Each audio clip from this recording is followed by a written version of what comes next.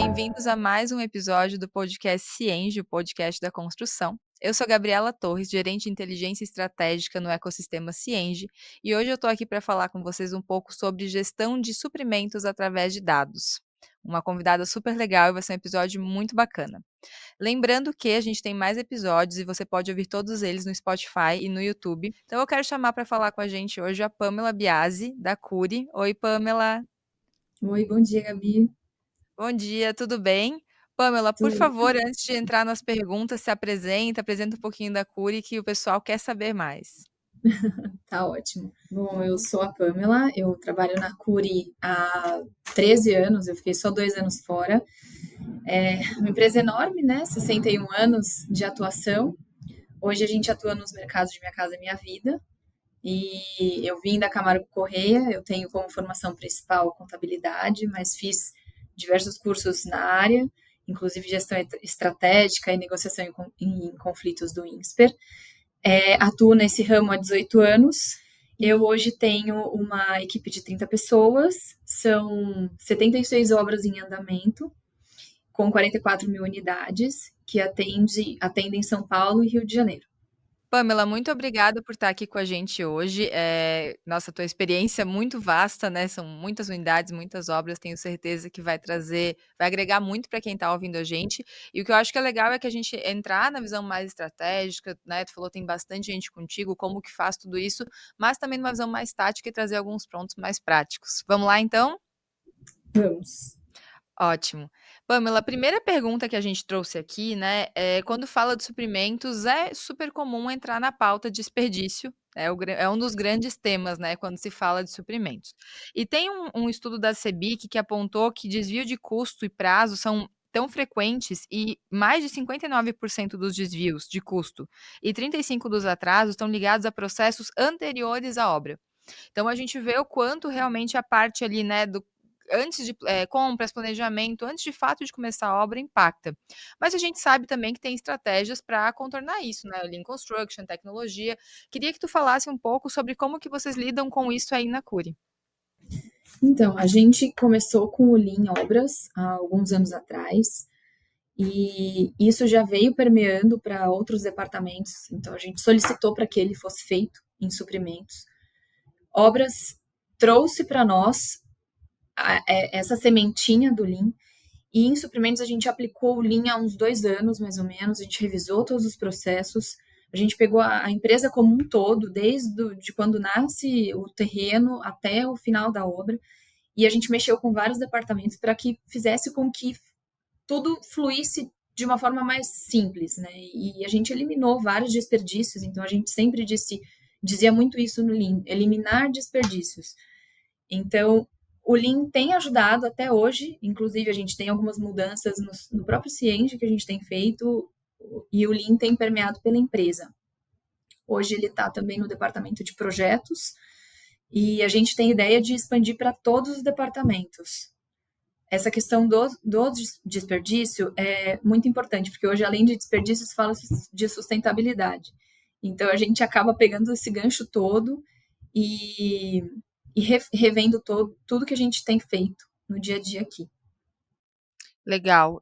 E acho que é bem interessante isso que tu falou da sustentabilidade, desperdício, porque acaba a pauta ESG, de forma geral, fica muito latente, né, no contexto hoje, e na construção a parte do ambiental, do ESG é muito forte, né, então acho que é bem interessante trazer esse ponto, porque realmente as pautas começam a ficar muito intercruzadas, né. E aí falando um pouco mais sobre as tecnologias que vocês usam, assim, que estratégias e, claro, de uma forma mais macro, vocês usam tecnologicamente, algum processo que vocês implantaram que tu sente que fez a diferença nessa visão de desperdício? Sim, quando eu voltei, né, eu fiquei esse tempo fora, eu fiquei 2 anos fora da Curi, e quando eu retornei, a gente criou a área de planejamento de suprimentos. Então, o que que é nessa área? A gente pega as informações do departamento de planejamento e orçamentos e transforma no que a gente precisa para a gente ter uma visão de obras e de entregas de alguns pacotes de serviços e materiais, numa visão de hoje até daqui 2 anos. Então, essa parte estratégica ajuda muito, porque a gente consegue fazer as reuniões com os fornecedores e eles também terem um previsionamento nas fábricas para nos entregarem justamente o que a gente está precisando naquele prazo. Então, a gente sabe que a fábrica vai estar reservada para nós. E a gente tem feito isso de mais ou menos 3 anos para cá, com realmente um processo. A gente criou um processo, hoje a gente usa o Power BI, que também nos dá suporte nisso, para a gente ter essa previsão. E com as obras, a gente consegue pegar essas informações que nascem de obras novas, então lançamentos, obras que nem a gente não tem nem ideia de que vão acontecer, elas vêm para nós e a gente transforma isso tudo para fazer essa previsão. Legal. E acho que é bem interessante o que tu falou de previsionamento com, o fabricante, porque já entra no próximo tópico que eu ia trazer, que é quando a gente fala de suprimentos. Desperdício, logística e estoque, né, são pilares aí que sempre são trazidos. E a gente sabe que, a tecnologia evoluiu bastante, a gente tem como ter hoje bem mais previsibilidade do que vai ser utilizado, até a questão do estoque mesmo, né, e a gente sabe também que quando falta material na obra, é um Deus nos acuda, eu sou engenheira civil também, já passei por algumas dessas, mas uma das perguntas que eu queria fazer é justamente o que que tu vê hoje, e aí não falando só da Cury, mas falando, assim, de contato com outras empresas que vocês têm, que dificulta a gente conseguir ter mais ser mais ampla essa questão da adoção da previsibilidade, do estoque, da logística de forma geral, sabe? Onde que tu vê que mora a dificuldade de adoção para isso? Então, eu acho que existe uma dificuldade de mudanças, né? Então, a gente tem passado por várias mudanças e com o mercado muito ágil, se a gente não usar as tecnologias que a gente tem hoje, a gente fica muito para trás. Então, tem que tirar muito operacional. O que a gente tem feito, né? A gente tenta usar alguns sistemas, não só internos, como alguns que a gente contrata, para ter esses estoques um pouco mais, que é controlado muito por obra, um pouco mais certos. Para a parte de quando nasce, como eu vou fazer? A solicitação vem para a gente, já às vezes o próprio planejamento pede para a obra. A gente não recebeu a solicitação do caixilho, porque está previsto no próximo pacote. Então a gente fica dando alguns direcionamentos, pedindo para a obra lançar, porque já está naquele prazo. Então as obras já lançam essas solicitações também com as informações dessas previsões e a gente combina isso com os fornecedores. Então, isso também facilita na nossa gestão de recebimento, né, estoque em obras, porque nossas obras estão cada vez mais apertadas. A gente não consegue guardar muito material, além de tudo, o risco do roubo, né, também que isso acontece demais. Então, a gente consegue fazer esse fluxo e lógico, muita coisa em desenvolvimento para a gente ter menos estoque em obra, também menos dispende, né, menos custo jogado fora ou um faturamento a mais que a gente não precisaria dentro daquele mês. E, e aí controla por dentro de um sisteminha. Esse sisteminha, inclusive, está evoluindo e ele vai controlar os recebimentos de notas fiscais, lançamentos, e a gente está até conversando com vocês no Cienge para fazer esses desenvolvimentos. Legal. Acho que tem, me veio muito te ouvindo falar a questão da fluidez entre as áreas, né, de que não é assim, nascem suprimentos na iniciativa, porque no fim uma métrica, né, do time de suprimentos, mas tem que estar todo mundo tem que seguir a sua parte do processo, né, então não é assim: "Ah, o time de suprimentos vai implantar uma tecnologia". Cara, se a minha comunicação com o canteiro não está fluida, não É, vai para frente, né. sim, a gente aqui não tem como fazer nada sozinho. Então, o sucesso da Cury hoje é o sucesso da empresa como um todo. Então, todos os departamentos estão interligados, a gente realmente tem uma troca muito grande aqui, suprimentos com a engenharia, com obras. Então, é uma coisa que eu tenho como meta estar sempre em obra, a equipe toda está sempre visitando, a gente tem troca com os outros departamentos, a gente tem uma diretoria de engenharia muito próxima, tanto São Paulo quanto Rio de Janeiro, com projetos também. Quando a gente precisa também, temos incorporação que faz parte da asa do Fábio Cury, não do Paulo Cury, né? O Paulo Cury, que é o nosso vice-presidente de engenharia, e a gente responde de suprimentos, eu respondo para ele. Então, a gente tem uma fluidez muito boa, realmente, entre as áreas. Porque se um atrasa em uma área, acaba atrapalhando em outra. E isso a gente tem aqui realmente muito forte. Antes da gente continuar o bate-papo, que tal dar um passo prático sobre o que estamos falando por aqui? Na descrição do episódio tem um relatório gratuito sobre as tendências da construção civil em 2025. Nele você vai ver como o uso de dados na gestão de suprimentos pode trazer mais eficiência e inteligência para negociações e planejamento. É só clicar no link, acessar o material e começar a explorar novas formas de otimizar seu trabalho, com menos dependência da mão de obra e mais foco em eficiência. E claro, para mais conteúdos gratuitos, dá uma olhada também no site do Cienge, www.cienge.com.br. E é interessante porque, enfim, já tive algumas conversas sobre tecnologia com diferentes áreas, né? E sempre acaba batendo muito nisso. Não é uma iniciativa que nasce sola. Ela pode até ser daquela área específica, mas ela morre, né? Se não tiver uma visão mais ampla. E daí tecnologia na forma mais ampla que a gente conseguir, né? Não só software. Muito bom, muito obrigada. E aí um outro ponto que eu queria trazer aqui, quando a gente fala de suprimentos, também acaba sempre batendo na questão da curva A, né? Tem ali os insumos que batem, que são os que mais custam e tudo mais. Como que vocês hoje, que estratégias vocês usam para justamente trazer essa redução para onde tem mais impacto? Como que vocês priorizam? Tu falou que vocês têm uma relação boa com os fornecedores para já ter previsão, né? Mas, que estratégias vocês usam para não, assim, putz, compra emergencial de um insumo da curva A, que já vai inchar a obra toda, sabe? Que acaba batendo muito na questão do desperdício também, né? Uhum. Sim, como você falou, a gente tem mesmo ligação com vários departamentos, inclusive tecnologia. Eles, esse ano, a diretora falou para mim: nossa, no que passou foi suprimento nosso foco, porque as, as tecnologias que eles estão implantando com a gente têm sido muitas e a gente tem mesmo uma ligação muito forte com eles.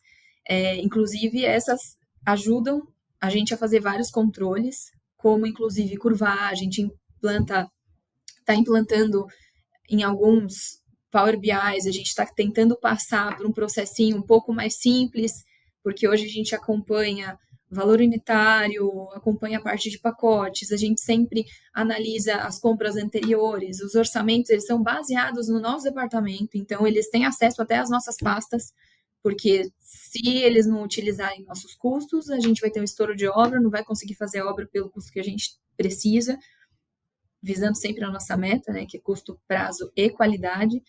Então, a gente, para controlar o que você falou de como controlar esses custos de curva A gente tem as parcerias, tentamos deixar o preço fixo por um tempo, mas isso nem sempre é viável, a gente vê isso muito no mercado, várias variações, enfim, uma subida, é o dólar, é o LME, é commodity e etc.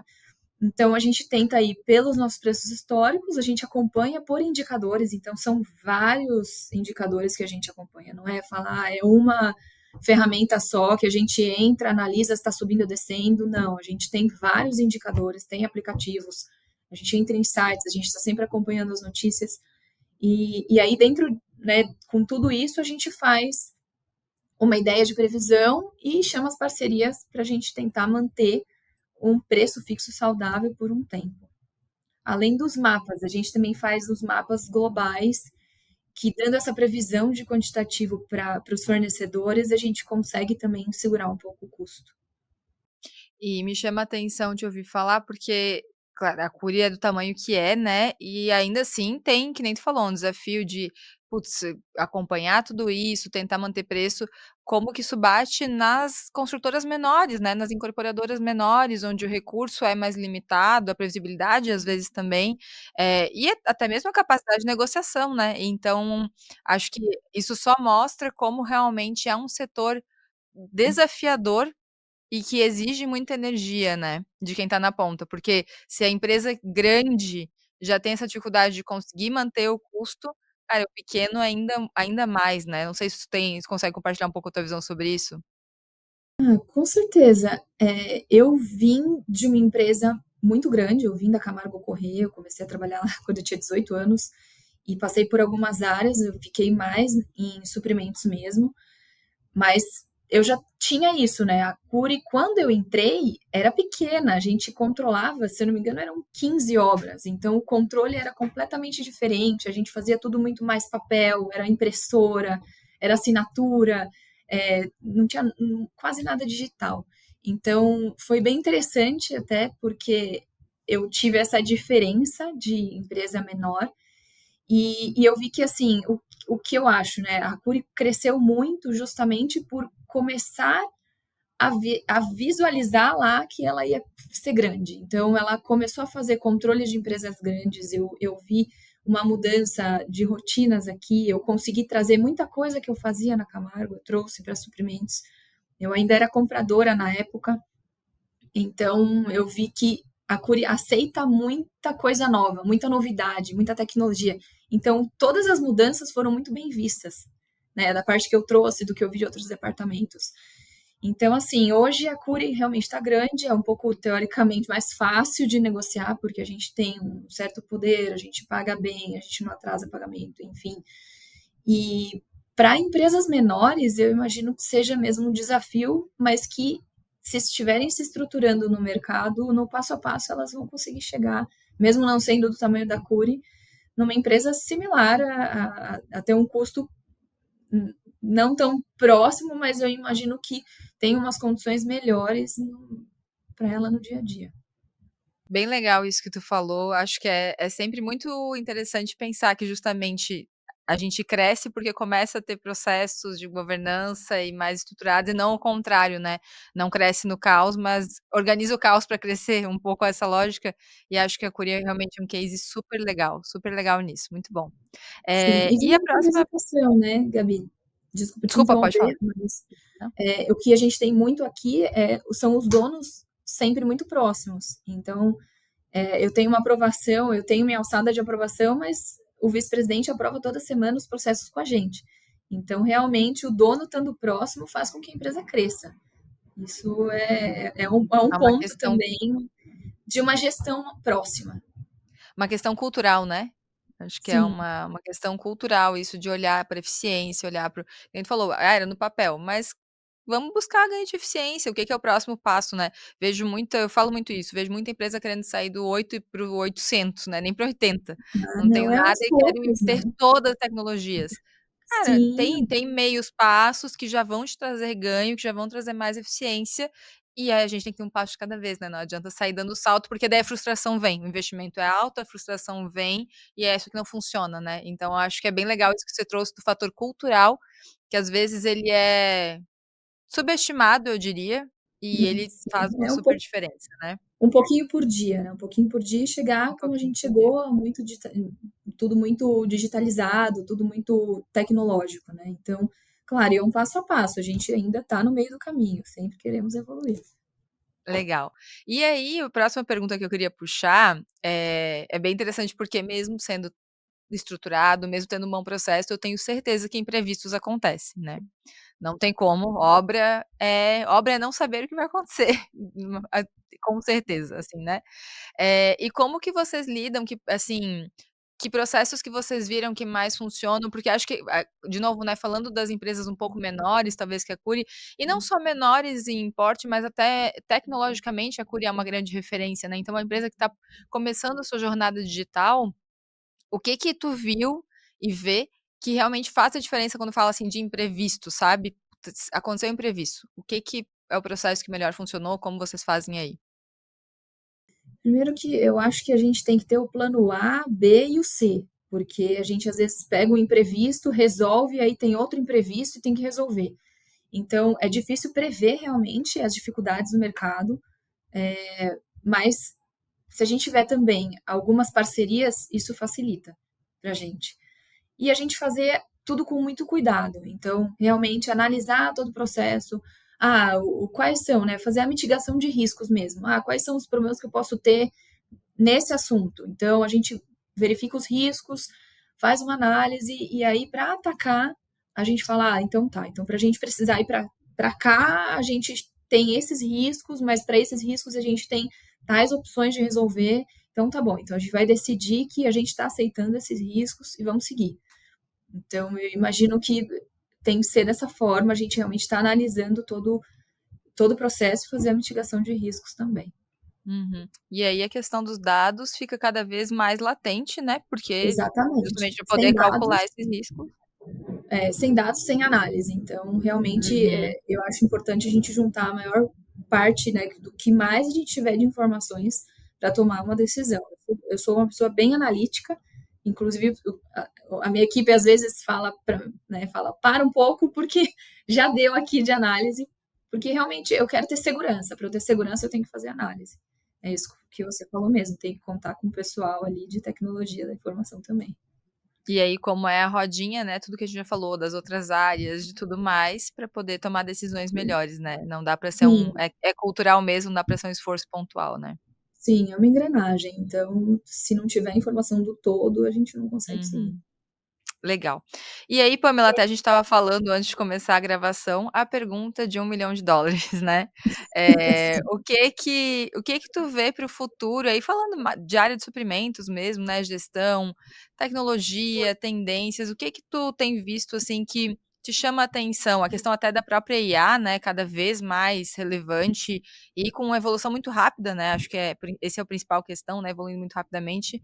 Qual é a tua visão aí de futuro? De médio e longo prazo.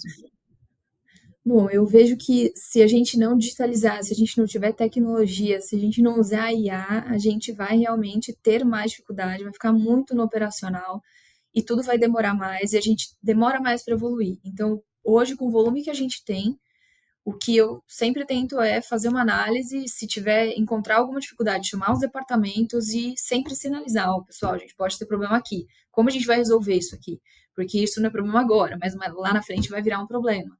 Então, eu acho que tem que fazer análise, tem que olhar as projeções que a gente tem para hoje, o que a gente vai precisar. Então, a gente está fazendo uma análise, eu vou precisar de mais fornecedores, então vamos atrás de mais fornecedores, a gente tem que fazer mais parcerias, tem que ter as equipes mais próximas. Então, realmente é fazer uma análise do todo, do mercado, do que a gente está prevendo receber e tudo mais deles, e tentar mitigar os riscos para a gente conseguir entregar o que a gente precisa. Então, a Cury, hoje, como objetivo principal, né, tem como entregar para o cliente um produto de qualidade, a gente tem que atingir nosso custo, então eu fico aqui em suprimentos tentando, né, com o time todo, ficar no nosso custo e entregar no tempo certo. Então, para a gente não atrasar essas obras, a gente tem que fazer várias análises o tempo inteiro para conseguir chegar onde a gente precisa. Uhum. E aí essas ferramentas que estão vindo diferentes, né, com certeza ajudam muito nisso, né. Sim, a gente tem vários processos andando com o Cienge de um tempo para cá. O Prevision também, que é uma ferramenta que já está interligada com o Cienge, a gente usa inclusive no nosso planejamento. Então, sim, a gente usa muito essas ferramentas para nos ajudar no nosso dia a dia. Muito bom. Pamela, muito, muito, muito obrigada, eu aprendi muito, foi muito boa a conversa, obrigada por Isso. topar falar com a gente, compartilhar aí do teu conhecimento, né. De novo, acho que a Cury é uma referência em várias coisas e, com certeza, a gestão de suprimentos também é uma delas. Se quiser fazer as Obrigada. considerações finais. Não, queria agradecer a vocês também, muito legal. É meu primeiro podcast. Espero ter sido clara, né? Não fui muito detalhista para a gente também não passar muito do nosso tempo, mas também fico à disposição se vocês precisarem de algo e se puder ajudar, estamos aí. Obrigada. Eu não sabia que foi o seu primeiro, você foi super bem, super Ah, bem. não, fico um Agregou pouco muito à nervosa. conversa, pode ficar Eu não tranquila, vamos chamar mais vezes, o nosso time tem esse obrigada, hábito de chamar. O Léo tá aqui atrás da câmera balançando a cabeça, vai chamar mais obrigada. vezes. Ah, muito Eh, obrigada. então a gente fica por aqui, que nem a Pamela falou, né, é uma questão de tempo, mas é um assunto que com certeza a gente poderia falar horas sobre, tem muito tema, muita coisa, muita tecnologia e tendência nova, saindo sempre.